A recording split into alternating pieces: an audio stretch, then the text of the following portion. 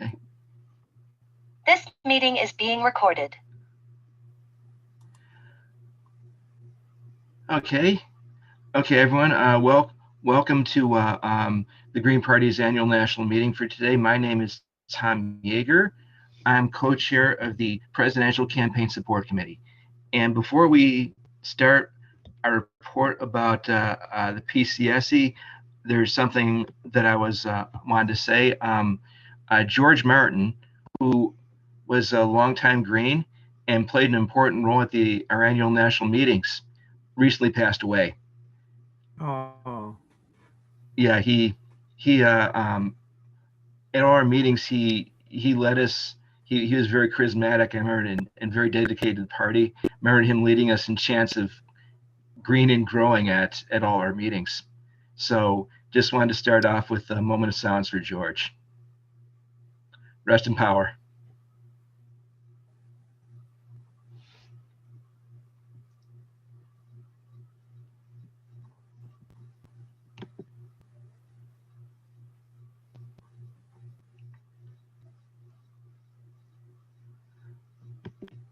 Okay. Okay. Well,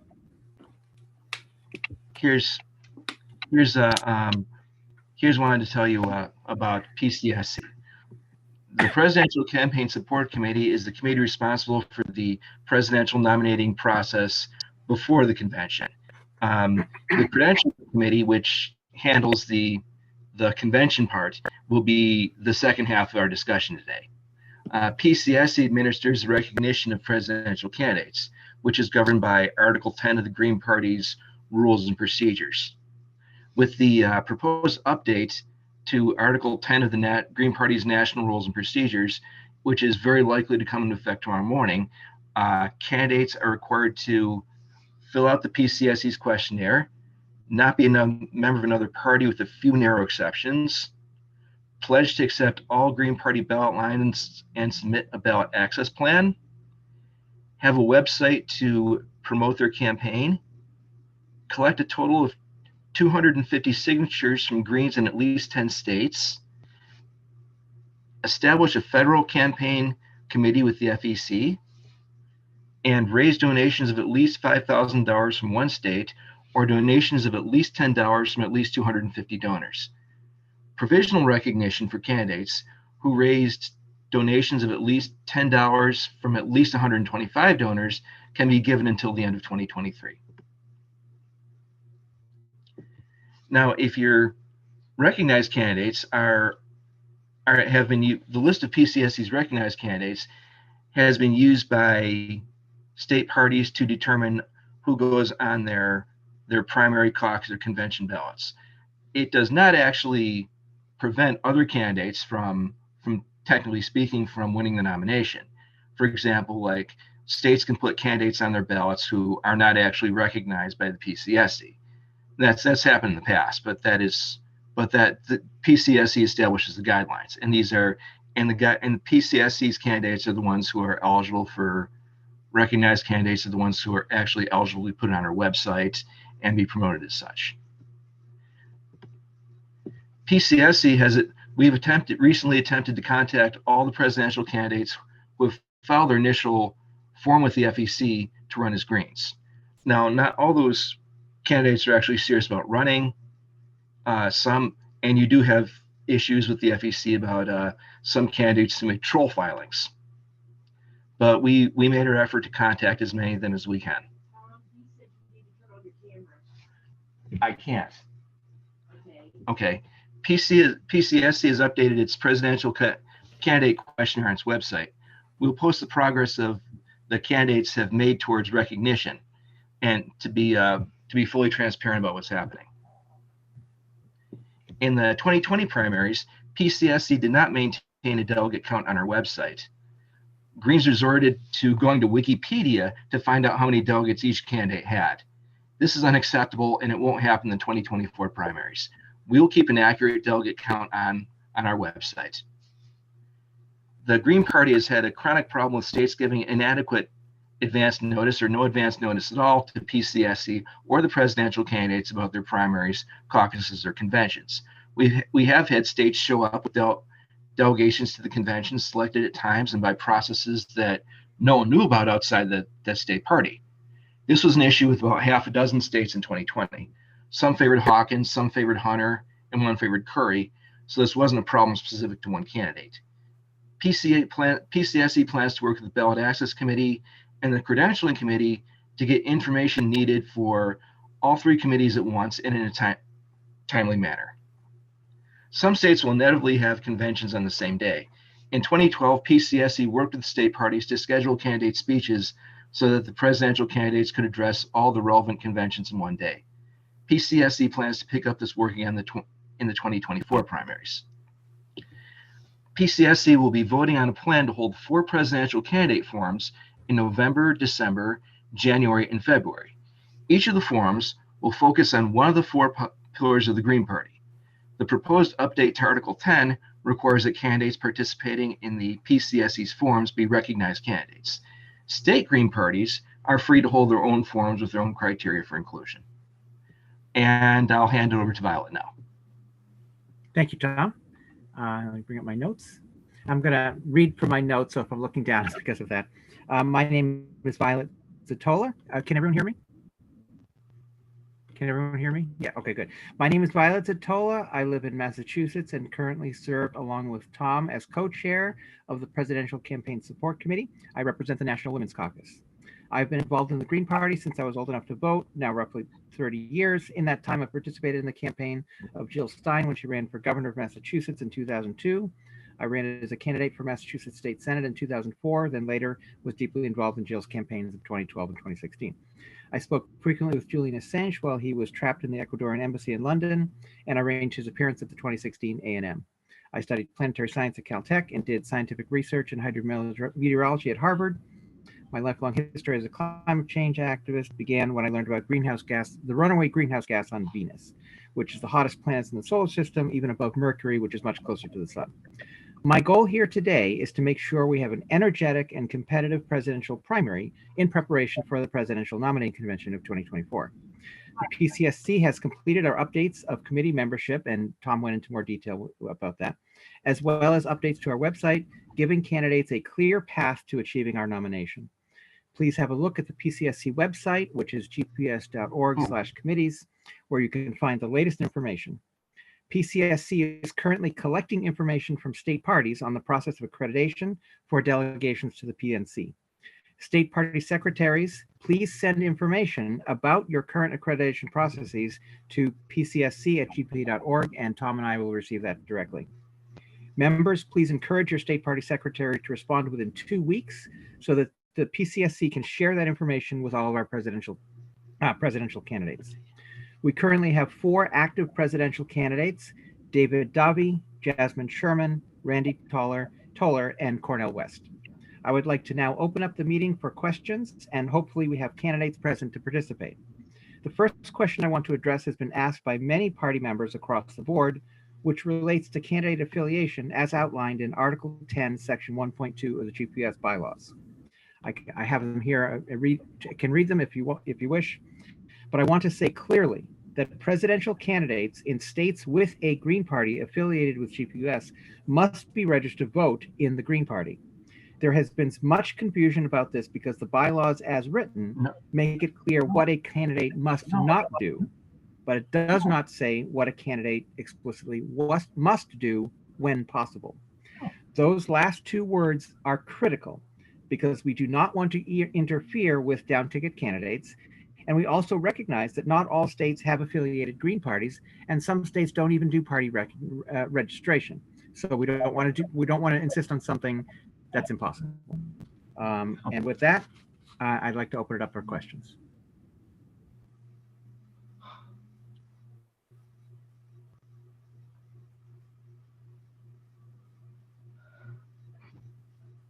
I see Margaret Elizabeth, and I have one too. Okay, can somebody be the moderator, as I can't track all of that? I can do it if Tom can't. I'll be glad to do it. Okay, go ahead, Mark. I'm not sure if I have. You can do it. Okay, good. Yeah, okay. Go ahead, Tom. Okay. Okay. Go ahead. Go ahead, Margaret Elizabeth. Thank you. So my question is, first off, hello everyone, and thank you, Tom, and thank you, Violet, for the report and explaining things to us all. Violet, in your section of it, you said that state secretaries have 2 weeks to notify you. Is that like 2 weeks from now, like the conclusion of the A&M?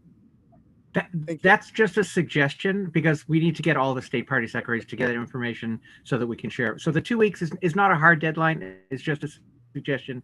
Please, please, please send us the information so that PCSC can collect it all and share it with the candidates. I have myself next. I have Greg Jokoy, I believe, Debbie and Amy Slepper, and I will.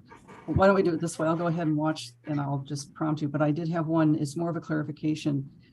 What the PCSC is going to collect is just information about the presidential selection process, your preference votes. That's a lot less than what the credentials committee is going to come after you for. But we do want, we're having questions already. And so the members of the committee will be contacting states, or if you already know what you do, you have a primary, do you do it this way, do you mail-in ballot? That's what we want to know. And we will be posting information about the results so you can track what candidates are getting the delegation. So sorry to butt in with that, but I wanted to make that clear. I have Greg Jokoy and then Davi and then Amy Slepper, and I'll watch and keep my mouth shut. Thank you. I'll put, how do Okay, I put, there you go. Oh, right. Someone else is speaking. I'll be quiet.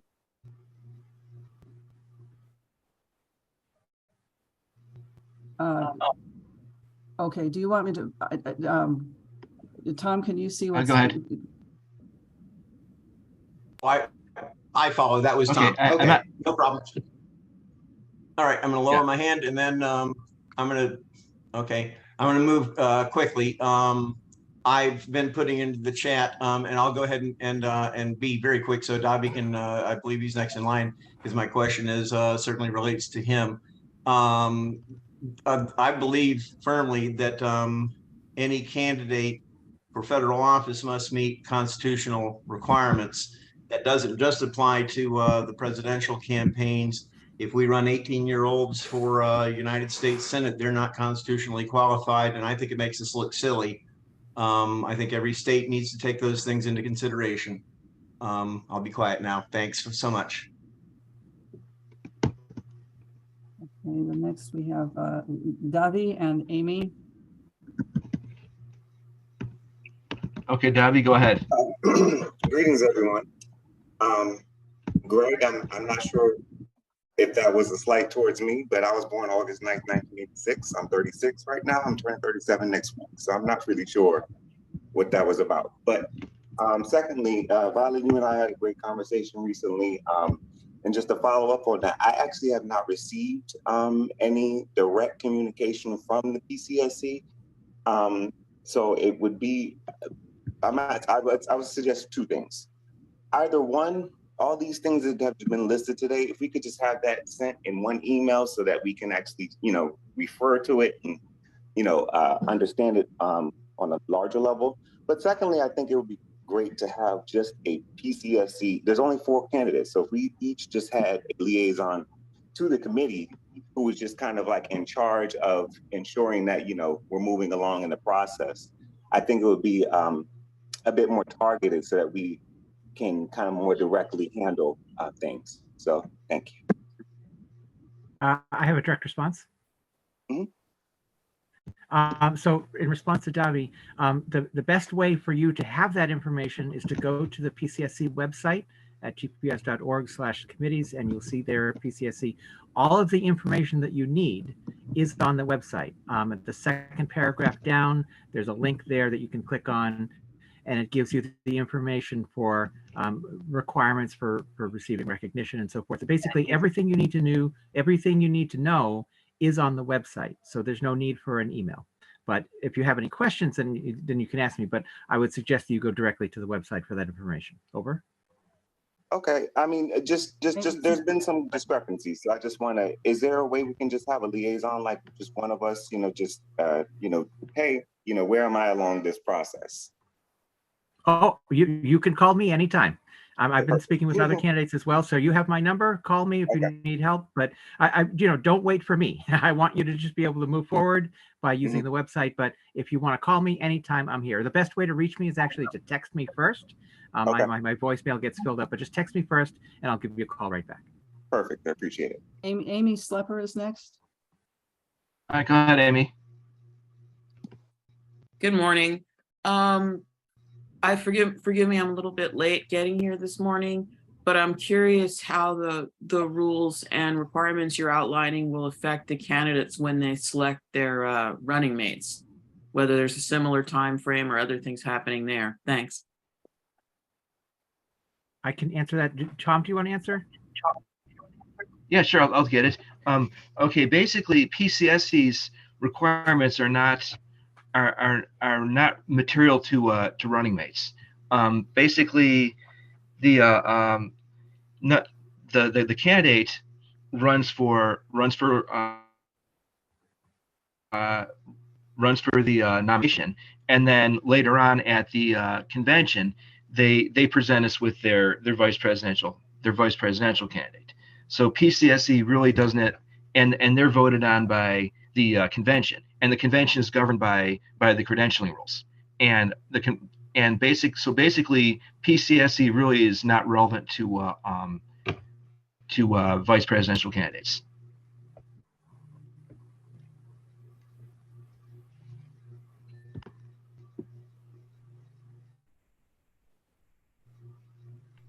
Who's next? I'm not seeing any other questions. Let's see, new messages. It might help people to not chit chat in the chat room, because that is harder for people to, if somebody posts an actual question or information.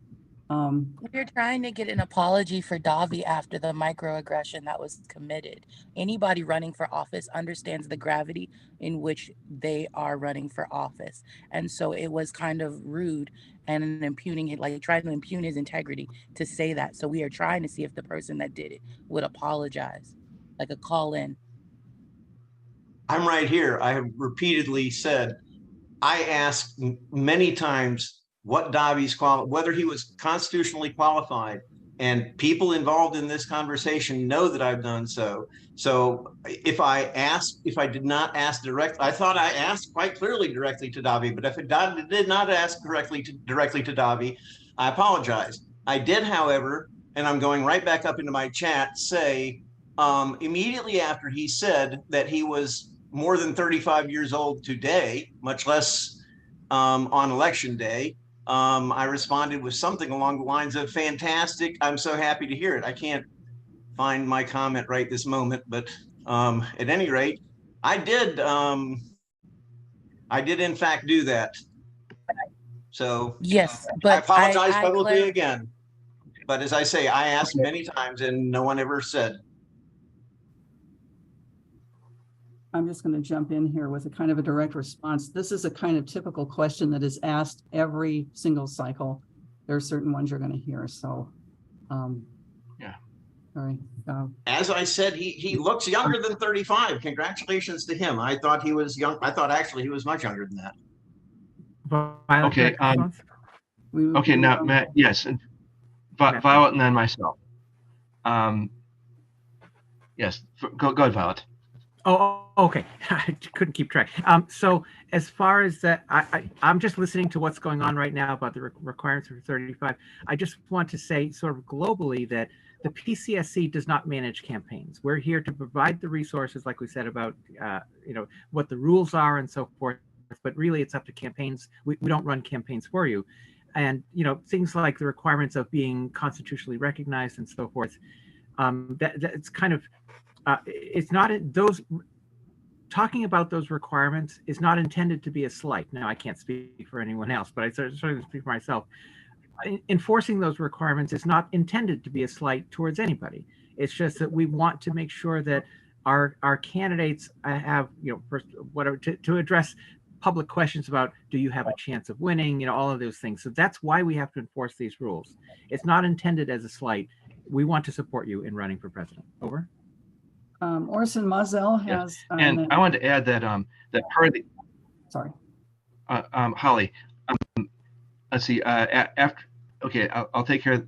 Okay, after just I'll address that question in a moment. I wanted to add that part of the issue involved here was that we had someone who wanted to run for president when they're like was about 18 years old in a previous election cycle, and we was repeatedly told that they were constitutionally ineligible and got mad at us for pointing that out. We will not be taken seriously if we won't be taken. I mean, we won't be taken seriously if we submit a nominee to that no Secretary of State will put on the ballot. Over. Okay, next question. Holly, who is it? Oh, Orson Mazel. Go ahead, Orson. Hello. I would like to ask about the election transparency in the presidential primary process. I do some work on election transparency for other elections. I've worked with organizations such as Audit Elections USA and scrutineers and other organizations to request ballot images and request poll tapes from Board of Elections. So I know a little bit about that. Elections, unfortunately, in general, are not very transparent. And it really should be open source software. It should be counting should be a public process. And people should have access to the ballot images, to the counting should be done in public. It shouldn't be proprietary software and secret counting and machines that can be hacked and, memory cards and machines. And so it can be altered. So I think it'd be great if the Green Party was a model for transparency. Yesterday, someone brought up that some of the voting software needed to be fixed. But then also I was asking that this was in the steering committee conversation. And then I was told to ask the PCSC more about the election transparency. So it'd be great to hear about that. Thank you. Violet, direct response. Okay. Do you want to go, Tom? Go ahead, Violet. Okay. Okay. So it's not. Who's going? No, go ahead. Go ahead. You go ahead.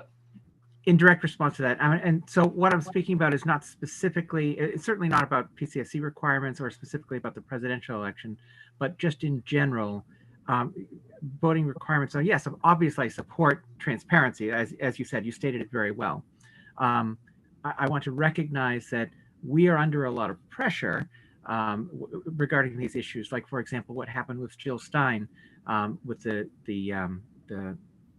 money for the campaign, where we were required to use software, commercial software, but because Jill's campaign had millions of donations and so forth, it was just not possible to use the required software within the time frame to actually meet the requirements. So that's kind of at the basis what's going on right now with all of the lawsuits, because they required us to use software that, yes, it technically did work, but it was very inefficient and made it impossible to actually follow the federal requirements. And we were required to use a software that when I say didn't work, it did work for tiny campaigns.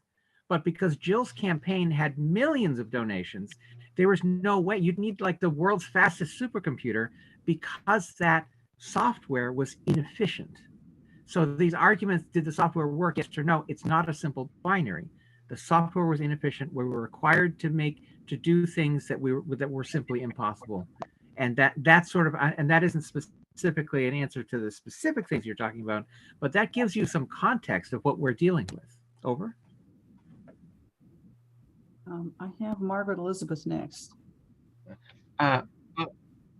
Sure. Holly, I want to add something to what Orson said, to a response to Orson. Orson, there are a few states that have state-funded primaries. So the elections are actually administered by the state. So that's it followed their rules for whatever transparency. I know those rules may be inadequate, but for those states like California, for example, those are the rules we have right now.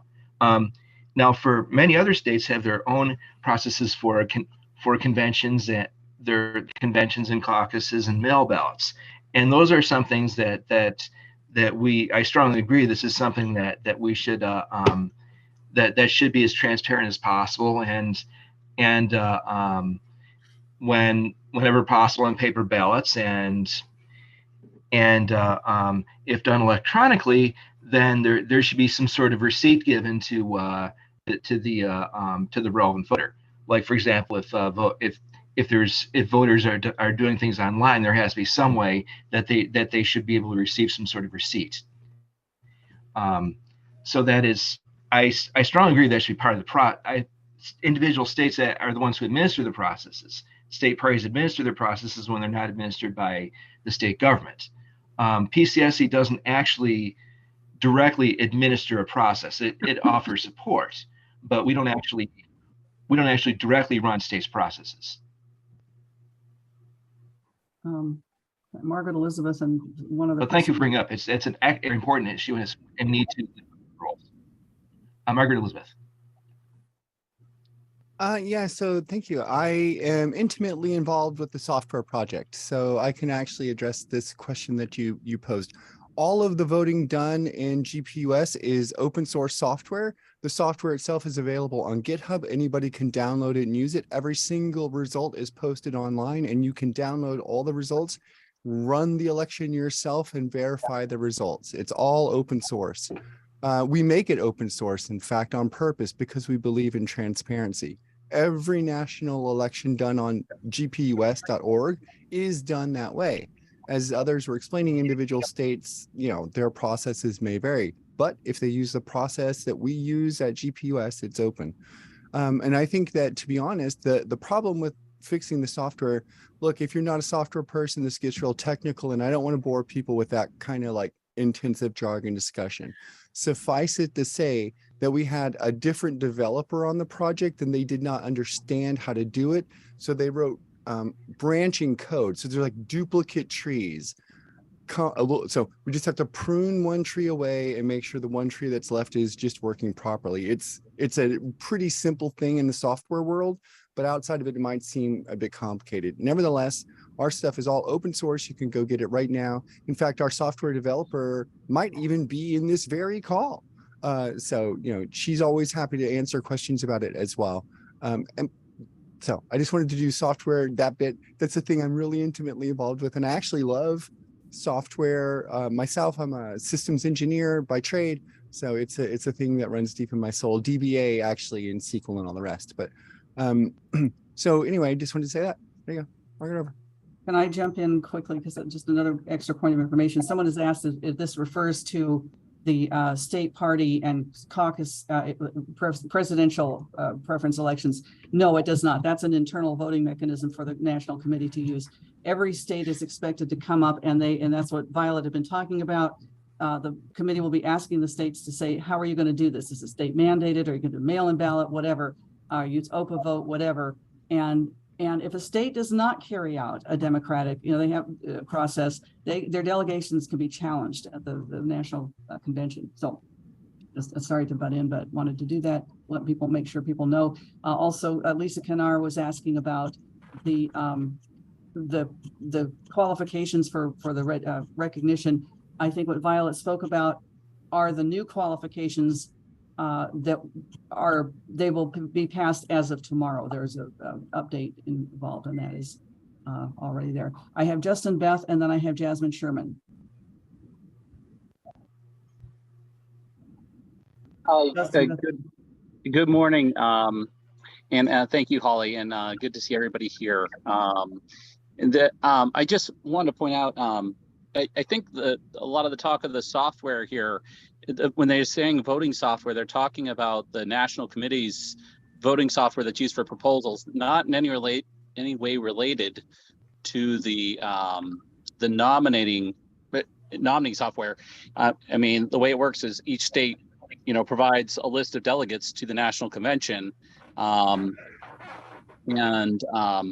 that's again handled. Each of those votes are handled by the different states, as Holly mentioned there.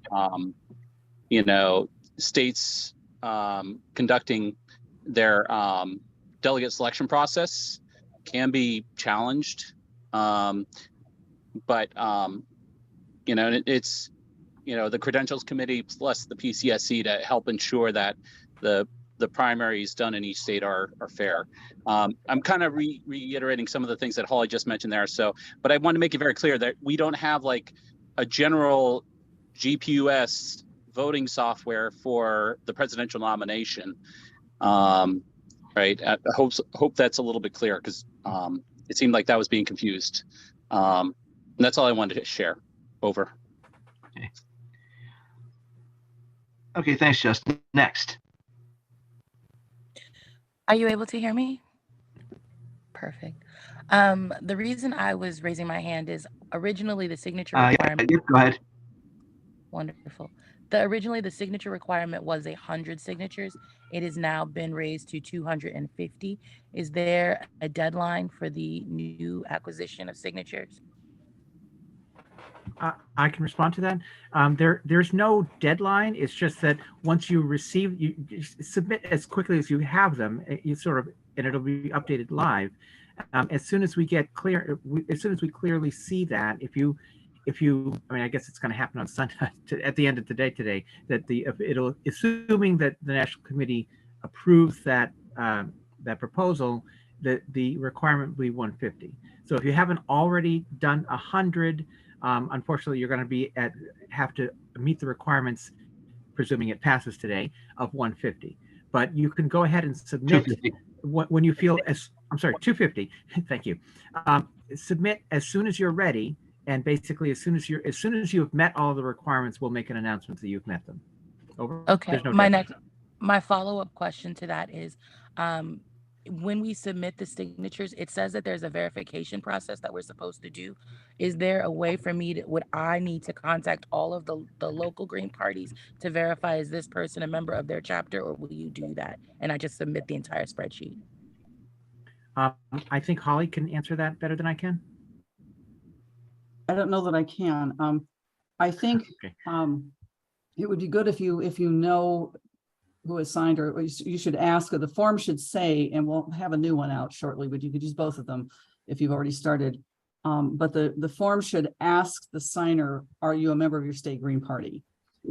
Yes, my form does that. I'm just Okay. talking about verification, because Okay. sometimes people move and they don't recognize that they used to live in Vermont and now they live in North Carolina, and those are two different Green parties. Right. And so I know that's a bad example because Vermont doesn't have an active Green Party, but do you get the spirit of the question, what I'm saying? What we would do is on our end is that we would just check it with the secretary or officers of that state Green Party and see if it looks good to them. We don't do extreme scrutiny. People have once in a while, last time I think we had a couple people that tried to cheat and it was kind of obvious. So don't do that, but I'm not saying you're doing it, but basically it's not strict scrutiny, but we'll definitely contact the state officers and say, does this look okay? And that, so that's basically, it's mainly a way to show support, and that you're out there actively looking for support. Okay, thank you very much for clarifying. I promise I will stop asking people for signatures as soon as I get an additional 150 signatures, y'all. So if you want me to go away, just sign my petition. Thank you. Sounds good. All right, next question. Who's up? I have one for Lisa Kanar.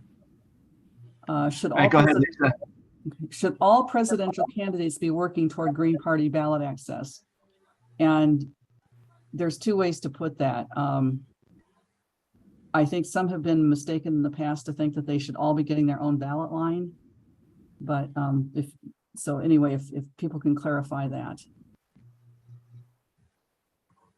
Should all Green Party candidates be working toward Green Party ballot access? And never mind. Direct response on it? Okay. Go, Tom. Okay, I'm sorry. I'm sorry, Holly. Could you repeat that? But my computer got a little funky. Go ahead. Okay, now somebody put something on. Okay, should all presidential candidates be working toward Green Party ballot access? And then, yeah, Lisa Kanar asked that question. Then question. Should all presidential candidates be working toward Green Party ballot access? And my answer to that is yes. I mean, even if it's like not all candidates will be equal levels of organization, and we get that. But let's say if it's even you and your campaign manager just go out and go to farmers markets for a couple days. You get a couple hundred signatures. Well, if that's what you can do, that's what you can do. Great, read it. You may not have there may be some presidential candidates who have more finances and are more able to help. But even if you do a small part, that's good, and that's encouraged. Not required, but encouraged. Craig Cayetano. Oh, I wanted to add to Tom. I'm sorry. That's okay. I just want to amplify what Tom said, and I would say in 20-point font, all caps, yes, because ballot access is critical to our existence as a party and to counter the public assumption that we have no chance of winning. We need to have ballot access in as many states as possible. And we clearly ask our presidential candidates to support that effort as much as possible. Now, we recognize that some candidates have more resources than others. It's harder in some states than others and so forth. That's true. I mean, that's kind of the struggle of being a third party in the United States. But it is an absolute yes, please do what you can. Over. I'm so sorry. I just wanted to ask a question about that. If we can commit to registering voters for the Green Party, would the Green Party take that as an example of trying to grow the Green Party? To respond to that, there isn't like a literal requirement as far as recognition, but keep in mind that that when state parties are assigning their delegations, they have their internal processes. So that my personal opinion is that people who are hearing that and seeing that candidates are really making a concerted effort to do that and take that as a priority, those people who will be assigning delegates from the states are very likely to consider that as a major factor in their decisions. Over. Okay, there are two questions. One thing I think you guys should clarify quickly though. Each state party has one ballot line. It's not like every single candidate is going to try to be getting their own. And I guess they could do it, but that's something that maybe we have two questions and maybe you'll want to clarify that because that might be confusing for some people. There's one concerted effort. Anyway, I have Craig Cayetano and then Steve Welser.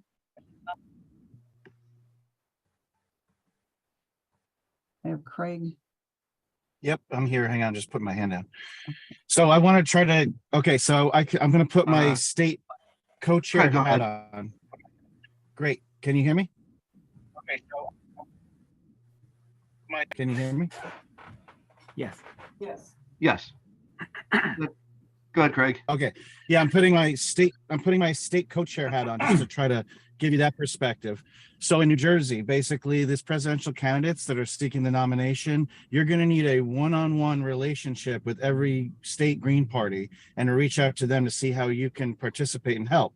Because we're going to basically, as the Green Party New Jersey, go out with our petition unnamed with no name. It's just going to have the Green Party New Jersey on there. And basically, we have to have our electors signed up who's going to stand behind whoever the candidate's going to fill that slot. Because usually we're going to have our convention maybe before or whenever we submit the petition. So sometimes you submit the petition blank and you insert the name later. So basically, you're going to need to have communication with each state party, build that up, and then work with them for your ballot access. That's kind of why everybody always ties back in and say that, yes, you should, as a presidential candidate, want to support whoever wins the nomination, because in a way you're going to be working to get those signatures and collect those signatures for that ballot line that's going to be either yours or the other person who wins the nomination. And then in certain states, you got to be careful, because if you're collecting signatures and you're signing one petition, you can't sign a petition for some other So, and I respect Jasmine working and organizing under like the Unicorn Party. So the only thing is, if you have those same people sign that petition under one party name and then sign another petition, the state will nullify those signatures. So they both can probably cancel out. And that's where you got to be careful with some of this stuff, just to kind of let you know some of how the process of some of these states work. They really go through a fine-tooth comb to make sure that people haven't signed multiple petitions. Last cycle in the pandemic, it was a lot of chaos with things. So they were allowing some online and virtual petitions and then hand petitions. So you had some people signing ours, some people were signing Kanye West's, and all this other stuff going on. So you just got to be careful with that, because you could also nullify both. Correct. So that's where you really kind of want to work we, on. We totally understand that. And we are on states that the Green Party already has ballot access. When we made this decision to seek the nomination, we were strategic in how we were going to go about collecting our other access. So we are not double dipping, if that is a concern. But we did ask, would you guys be interested or open, because of the barriers to entry for third-party candidates, to moving your elections up to give us a better shot at hitting the ground running as a party as a whole? So I know Steve can answer more on that too, but that's the whole debate, and that was the issue. Do we hold our convention later in the year and allow more time for the federal matching funds, because that only applies in the primary process? Once you move that date up, you actually block that ability to get matching funds. So that's the double-edged sword, where you almost can cut yourself out from the knees, because now you're losing that 2 months, 3 months of that organizing money and ability to get that money that you might need to set up the rest of your rollout for the general election. And that's where, obviously, if anybody else wants to share in on that, by all means. I mean, if the concern is just about matching funds, I think that that's a sacrifice that we might have to make, right? Like, I mean, that's just, if no offense, but if I was your candidate and I didn't have the matching funds, I would still be required to get the hustle up and still earn that money. So I'm just saying, money. Can I step in here? Sorry, we have 3 questions now, and I think these are valid concerns, and it's confusing and can be tricky. But I have Steve Welser and Justin Beth and one other person who I'm trying to find here. So if Steve Welser could go next. Yeah, sure. Well, Greg somewhat addressed this, but I think the key thing is that prospective candidates understand that helping to get ballot access in every state is very valuable, but work with the state party. I think there have been some instances where candidates didn't understand that, and they kind of went out and they didn't know all the rules, and they thought they were being helpful.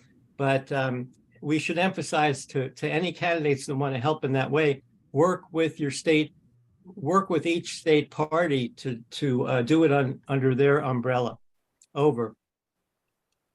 Okay. Justin was next. Okay, next. Justin was next. Justin Beth. And then Violet. Hi. I just, can you hear me all right? Okay. So I was just going to say, in regards to, there was some question about, is registration equivalent to ballot access? Every state has different rules on ballot access, and every state has different rules for their nominating process that are, so the Green Party of the United States has to work with all different states for whatever their state's primary or nomination process is, or caucus process. Then there's also the issue of ballot access, and it's, again, a puzzle for every state. In some states, registration is exactly what achieves ballot access. In Massachusetts and Delaware, for instance. There are some states, realistically, that we don't have an active Green Party. In Idaho, for instance, we do not have an active Green Party. So we will not likely get ballot access in those states as a Green. So no matter who the GPUS nominates in the nominating convention in 2024,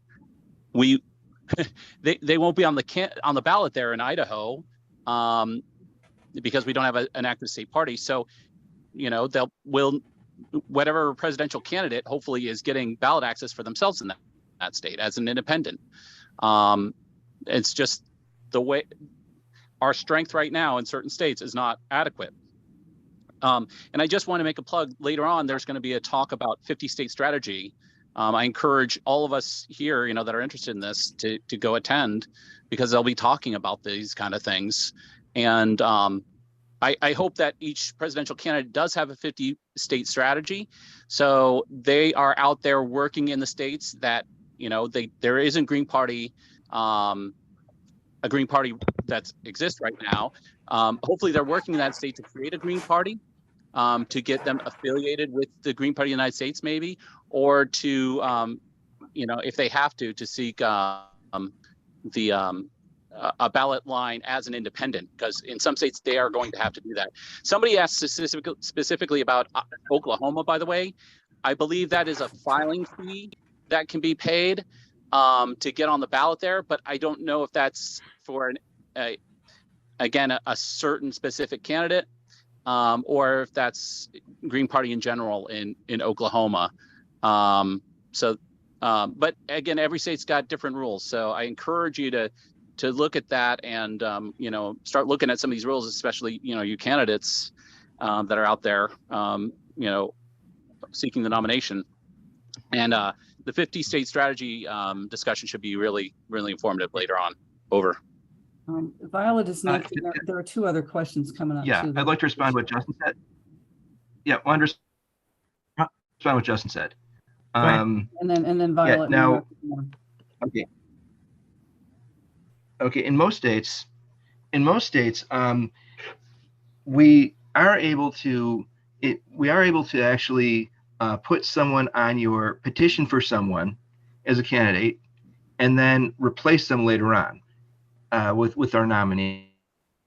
That can be in a large majority of states. There are some exceptions where that can't be done, where they have to petition on as independents because the requirements for getting on as a party are too onerous. For example, that's what we've done in Alabama and Idaho and other states. And what happened in 2012 and 2016 was a nominee, and Jill Stein was, and she successfully, her campaign actually did the work of petitioning on as an independent in the states where we couldn't get on before, where we couldn't actually get on. As a, she took care of that in those states where we had to petition as an independent. She took care of that time after the convention. So you can't. There are issues with matching, for matching funds. You don't want to cut off matching funds, but on the other hand, you don't want to hold the convention so late that you aren't able to petition as an independent later on. Okay, Violet. Okay, so I just wanted to respond to the question about matching funds and the choice of our dates of the nominating convention. I think it's important to note that once again, as has been true for years, that the duopoly, namely the Democrats and Republicans, and the members of the FEC are all Democrats and Republicans, there's been a concerted effort to make it very difficult for us to exist. And I don't remember the details exactly, but in 2016, the deadline for the matching funds was chosen by the FEC, but that was not, they did not take into account our nominating convention, but instead used the dates of the Democratic Republican nominating conventions. And that is an issue that is still being dealt with the court and with the FEC right now regarding Jill Stein and the 2016 campaign. So my point is that our choice of convention isn't always respected by the FEC when it comes to determining the deadlines for those matching funds, and that determination is made by the FEC. Over. There were a couple other questions. I see now I see 3 raised hands. I'm seeing 2 of them. One, I guess, is Greg, and I do think there needs to be some clarification. There's a huge amount of confusion Every state is different. Some states use substitution. We really can't answer all that here now. But someone asked about Georgia and disaffiliated state. If there's not a state party there, you can still get on the ballot. That's not an issue. Joseph also mentioned something about a substitution, and that's up to the state. State write-ins are also, most states, if you can't get on the ballot, there's write-in paperwork to file. I have Greg Jokoy and then Orson Mazel again. We're probably running out of time soon. I'm not sure. Okay. Maybe I could be wrong about that. Don't listen to what I said. Greg Jokoy and Orson Mazel. Yeah, we gotta answer these questions quick. Greg, okay. Yes, super quick. I believe that the Supreme Court has ruled that when your primary party nomination process is completed, you're done raising funds. In other words, you can't run for some independent party in Alabama that's having a late nomination and call that as a way to extend your money gathering time. That's a strategy we used to use, so it becomes even more critical to evaluate when we hold the nominating convention. Okay. All right, thanks, Greg. There's Orson Mazel and Noah Martin. Orson is next. Yeah, I was wondering, it's interesting you were talking about how in some states the presidential candidate would have to register as an independent and not as a green and I was wondering, worst case scenario, hopefully it wouldn't happen, but if something terrible would happen and the presidential candidate would be very ill or die, how, if he's registered as an independent, is there a danger you could lose ballot access, and who would you then nominate to be the Green Party president in that situation? Or would you just lose the ballot access, and would you be able to find somebody else, the vice president, or how would that work in that scenario? To answer that, I'm not aware that we have a process, and we'd have to do. I mean, somebody correct me if I'm wrong, but I don't think there is a process to deal with that. And it would be good for us to have one, but as far as I know, there is no such process. And I'll butt right in here. It apparently depends on the individual state parties. Okay, there's a question. Noah Martin has one, and it's I think the Credentials Committee. And also Craig mentions VP choice may elevate to the presidential role. And again, that's probably true in some states and not others. Just thinking of my own. Noah Martin had one, and I think am I correct that the session goes to 1:30? And if so, then the Credentials Committee is supposed to be presenting a report as well. So maybe yeah, and I think we've made a session because we've kind of gone into credentialing time. Okay, well, there were a couple. Starlene, do you have a question, or were you just going to? Yeah, it was about to take half the session. Okay, so Noah Martin, did Noah already? Okay. I have a question. Could I please ask my question? Noah make my was on comment? first. Go. Noah was on. No, go. Yeah, I'd just like to say that, that the debate about the when to hold their nominating convention is a long one in the Green Party, and I'm not going to comment on that specifically, but there's no reason that the Green Party or the vast majority of state Green parties cannot move their electoral contests, their primary contests, as early as possible into the schedule. In fact, I've been trying to reach out to state parties to form, the Green Party of Washington's already endorsed this, the idea of a compact of state Green parties who are able to legally, organizationally come together and form a national ranked choice compact of our state party memberships that would simplify the process for the candidates so that they don't have to navigate 30 plus some odd state party processes for primaries.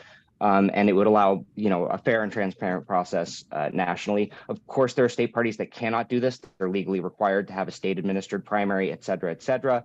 But please get in touch with me if you're interested in organizing or talking about doing that in your state party, because it might be possible. And I think it's really important to really be talking about making this as organized and efficient as possible. Thank you. We probably should move, but let CredCom come. Okay. Yeah. Yeah, we should. Starlene We had a need question. to wrap this up. Yeah, Starlene, we didn't have the extra time. Starlene was the final question, I guess.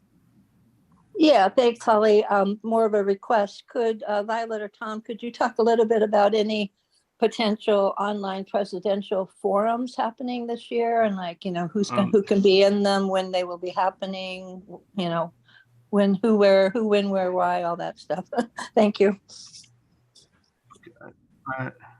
Starlene, the candidates will be, as I mentioned previously, let's see, probably one each November, December, January,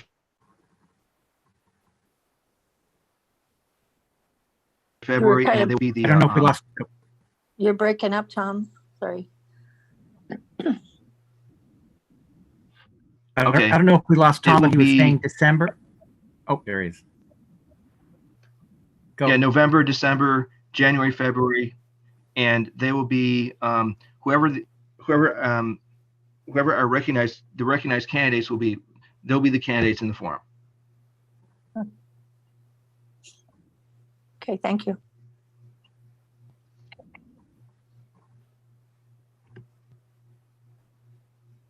Okay, gotta move it. Holly, are we ready to move on to CredCom? I think so. They're already here. It's the same thing. So whoever is here can just show up. I think Kristen Combs was the person who was going to take over. Yeah. Hi, everyone. Great to see you guys. I'm going to start with a brief recap of our 2020 PNC credentials report, and then I'll talk a little bit about the process for this year. I'm Kristen Combs. I'm from the Green Party of Ohio, and helped out with credentialing last year in my role as liaison to that committee, and this year I'm on the committee. So happy to share with you guys and then answer whatever questions I can. Making a note though that I have been on the committee officially for about a week.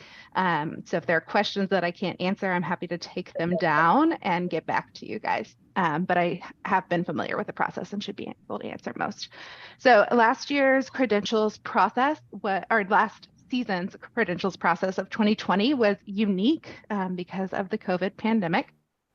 And we ended up adjusting many of the rules through Proposal 1011.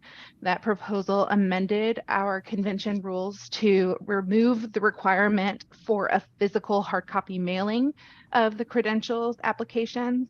It also added language that provided flexibility for process and timelines for credentials challenging.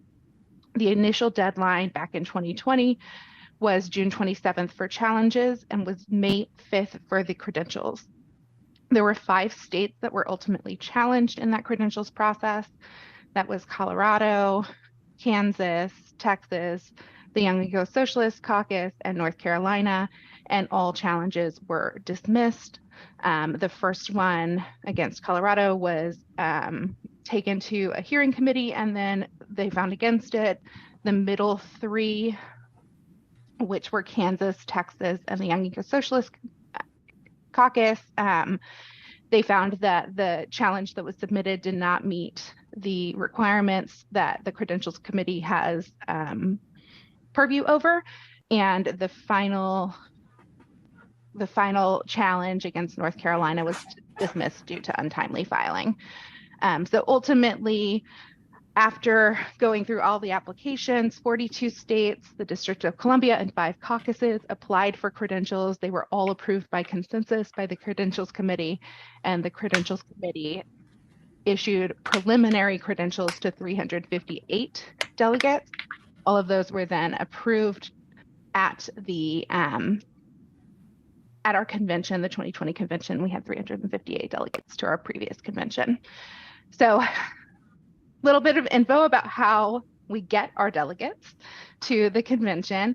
The Credentials Committee will be putting out a call for states to turn in their delegate, their credentials applications very soon. That application is basically a big packet of information that we collect.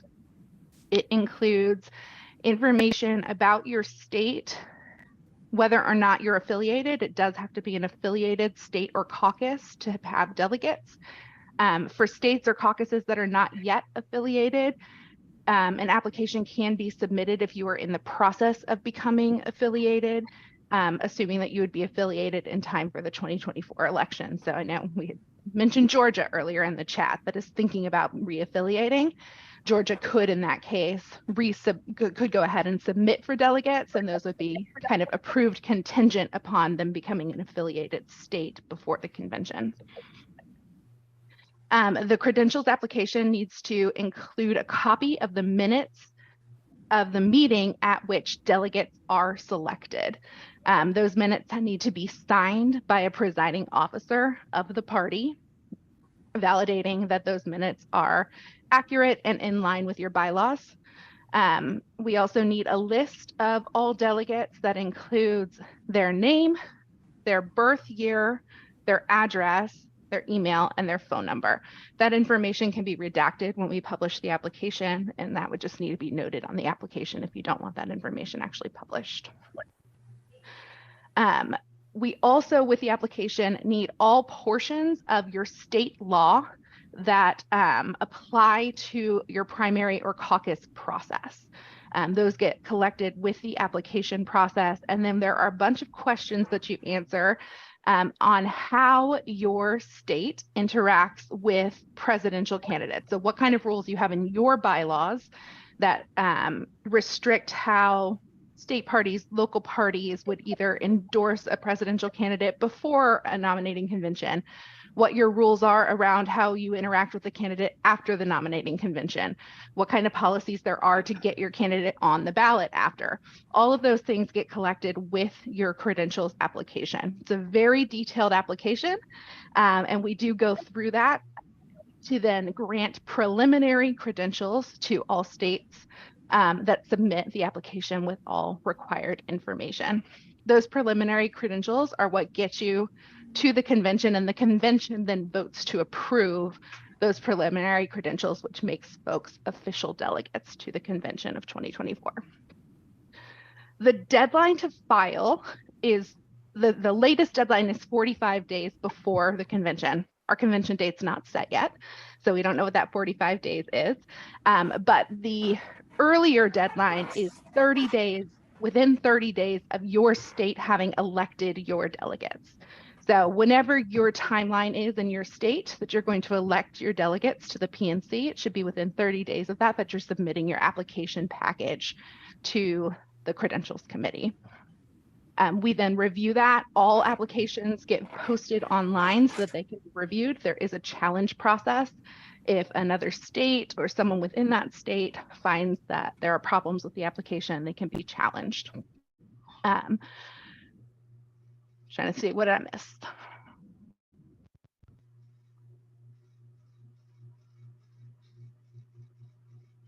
Yeah, that's the big stuff. I'm going to stop there and take questions.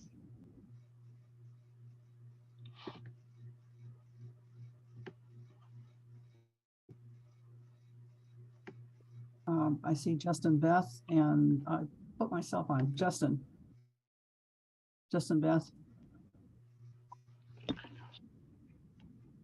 Trying to unmute. I'm sorry, being slow. Yeah, thank you, Kristen, for the explanation of the Credentials Committee, and thank you for your service on it.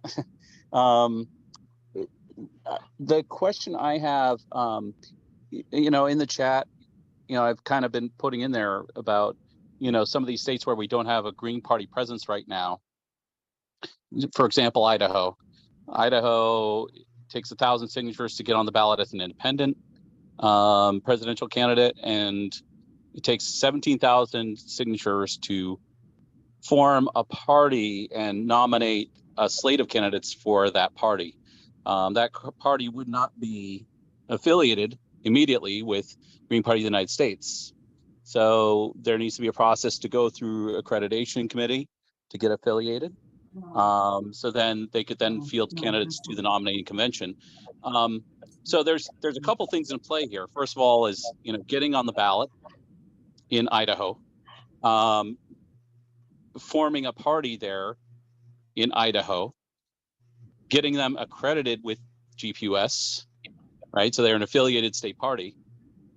So it's interesting, and I don't know exactly what the outcome is going to be in every given state, but you know, we're probably going to have some states where it's an amalgamation of those things.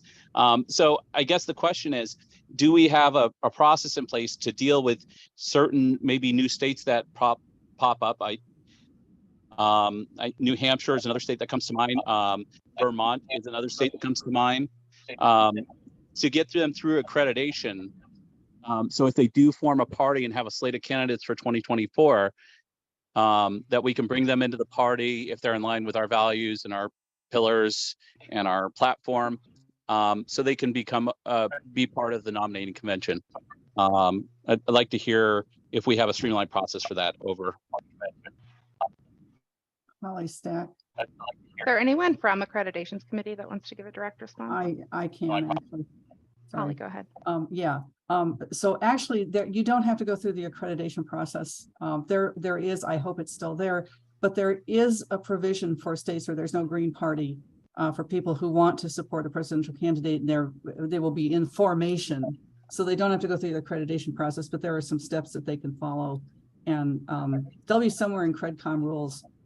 You can find them, but I know it's happened in the past. There are only like 4 or 5, but it is a possibility. So just to be aware, because accreditation could take a little bit longer or too long, but there's a way that they can send delegates.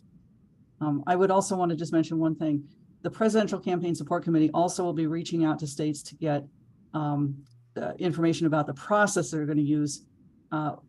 We'll start that. We're trying to start that right away, but we'll pass on anything we get to the CredCom. What the PCSC gets is going to be much less detailed, just so be aware. But so you just wanted to be clear on that, and some of the CredCom stuff can probably help on that. All right, I think Starlene is next.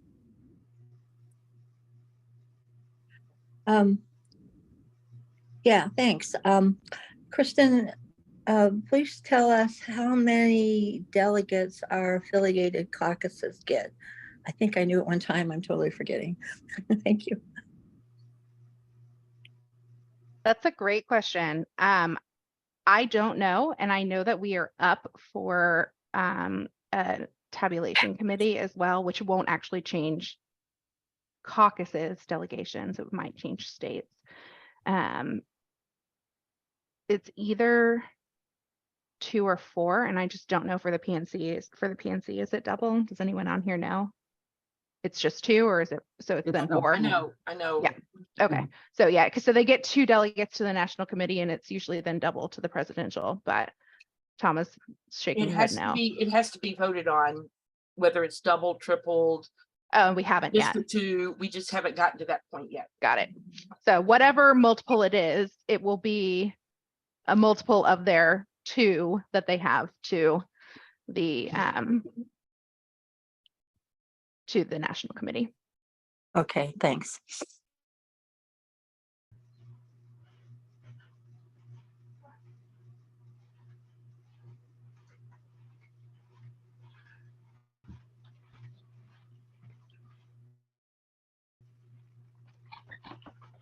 Let's see. Any questions? Jasmine? Oh no, I'm sorry. Was it Tom? No, Jasmine, I guess. I have a question, and this might just be a marketing question. Is the committee planning to publicly hold events that we could market to the public, like debates, and you could use that as fundraisers and other events?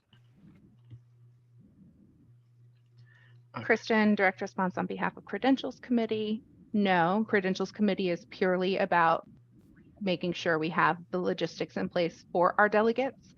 But I will defer to PCSC if they are, or CCC if they're doing anything.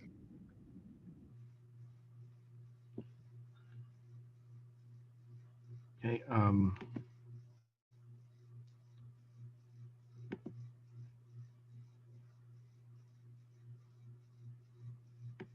Violet, you're muted.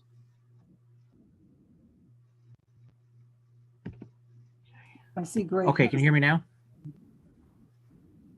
Can you hear me? Yes. Sorry, I didn't realize I was muted. So I just wanted to respond to that, to Jasmine about that.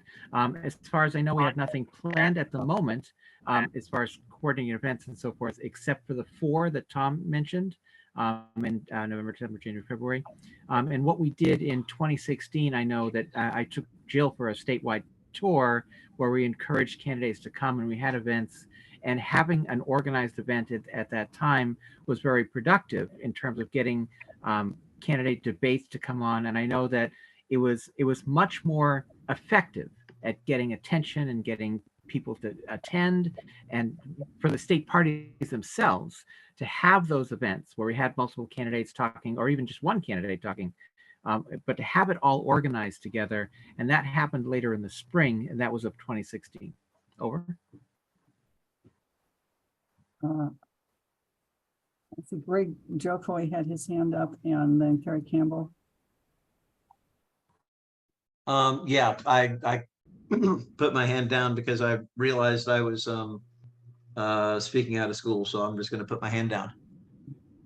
There was a question in the chat before. It says, Joseph Nahum, states who allow public endorsements of presidential candidates before the state has officially concluded its primary process, is that something somehow affecting the state's credentialing with respect to delegate apportionment? I see Kristen, you might want to, I was thought that I Sure. Yeah, I answered in chat. Happy to answer here as well. Yeah. So those questions, and there are several of them, they do not affect whether or not you are credentialed, but it is collected to ensure that states are complying with their own rules. I see Kerry Campbell, I think, is next. Thank you. I just wanted to address Jasmine's question about debates.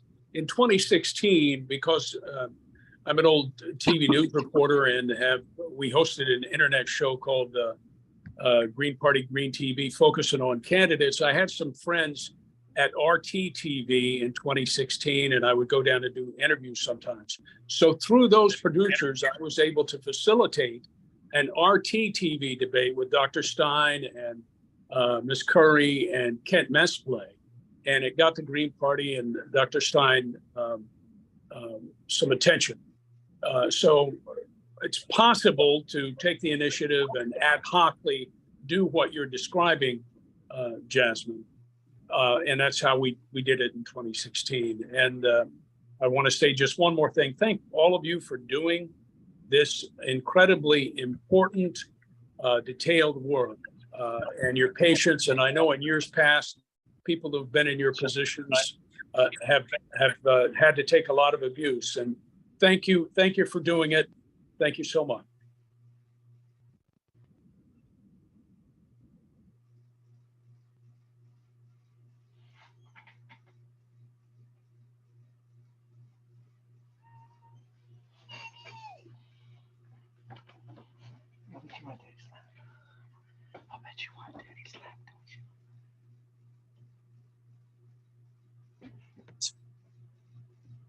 Other questions? We have about 10 more minutes.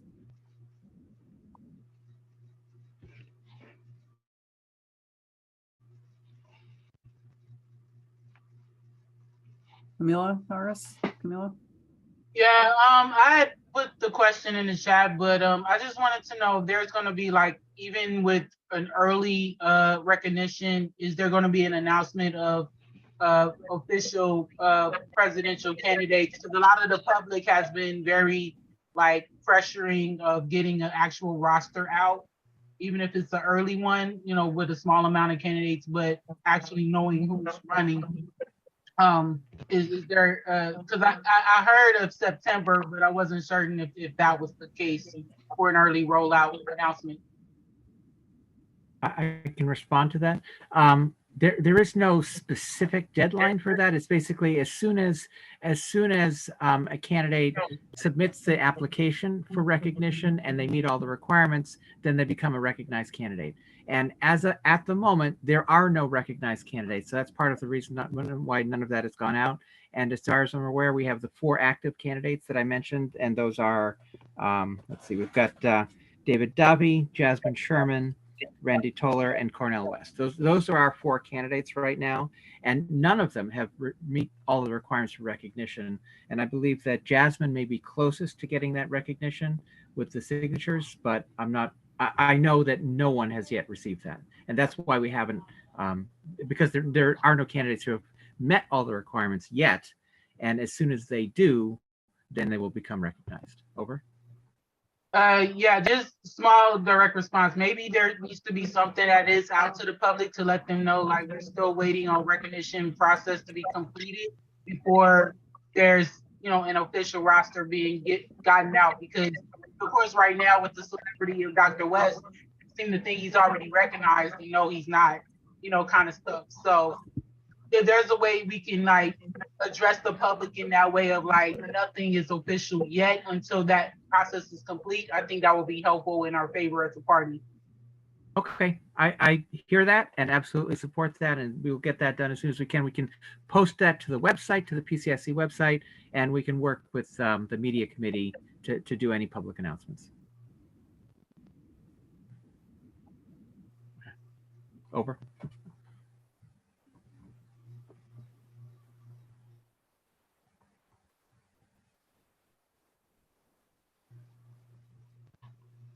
I'm not seeing any more.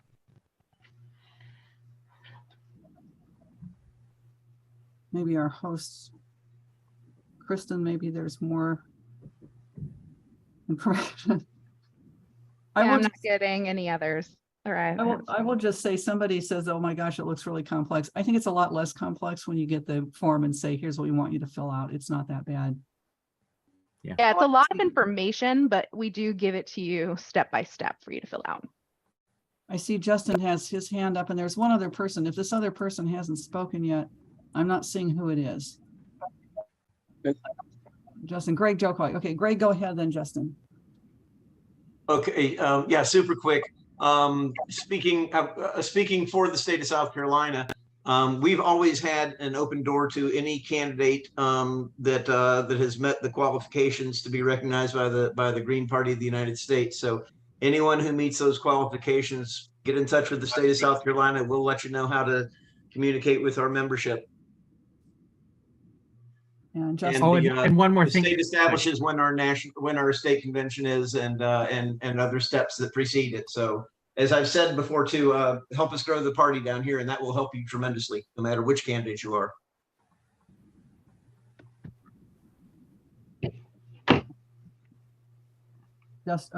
I'm sorry, I didn't. Violet, did you have something to say? Violet and Justin. Yeah, just in addition to the previous thing, I would suggest that candidates go ahead and just go ahead and submit your application for recognition, even if it's not complete, because then we can start working on that. So don't wait to submit that until you think it's complete. Just submit it right now with whatever you've got, and we'll work with you to get closer and closer to that. Over. Can you confirm that you've received our package? Because we submitted it the very next day. Okay, I'll after this meeting, I'll take a look and see what we've got, but I'm aware that you, Jasmine, are close enough that I think you've got your final step is the signature support. I'm out here trying to get them. Please sign my petition, y'all. And Justin Beth. Absolutely. Yeah, Justin Beth, finally. Yeah. Yeah, I was just going to say, the people, here that have been calling for moving up the state's nominating process, their primaries. Well, some states are bound by whatever state statutes they have for their primaries or whatever.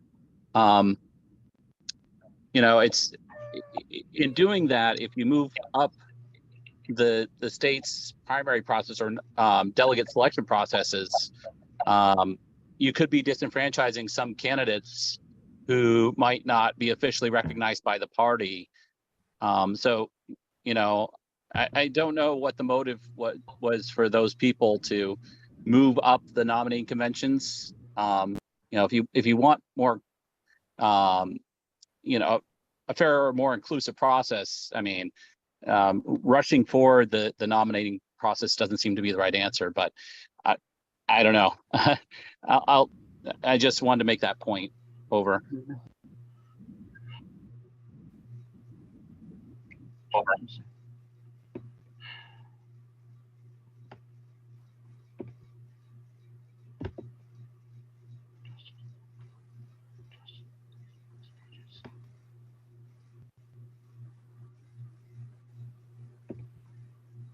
Davi has his hand up. Oh, I see. Okay. And we actually need to be getting off. Davi, and then maybe you guys, whoever the hosts are, should close, but Davi, if you can be quick. Greetings. Just to I guess advocate for both the release of the names of the active campaigns for the presidential nomination. That would be very helpful for the public because people are very, very confused, and Wikipedia says one thing, Twitter says a completely different thing, our websites say different things, and especially secondly, in terms of the strategically speaking, in terms of the conventions, as much attention as we can put towards the Green Party presidential nomination as possible. So if we move it before the duopoly, then everything that the duopoly is about in their convention is about the Green Party.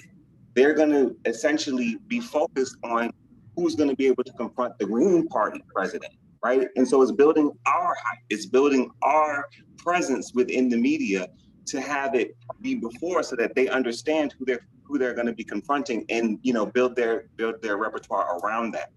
So that's all I wanted to share. Thanks, everyone. Thanks. One quick last question, if anybody happens to know this. Kristen had asked, can you sign for more than one candidate on those signature forms? And that rule has changed over time. I think last time you could sign up to 4, but does anybody have that update? Because I know for a fact it wasn't possible earlier, but in 2020 you could sign up to 4, and I don't think that's changed.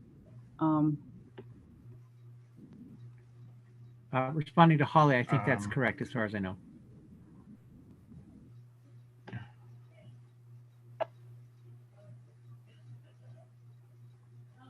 Well, I guess since nobody is talking as room host, who has a pathological fear of dead air. I hear you. Shall we leave ourselves, or is someone going to kick us out? You can leave. You can leave yourselves. There's going to be a. I guess we could close the meeting unless there's any.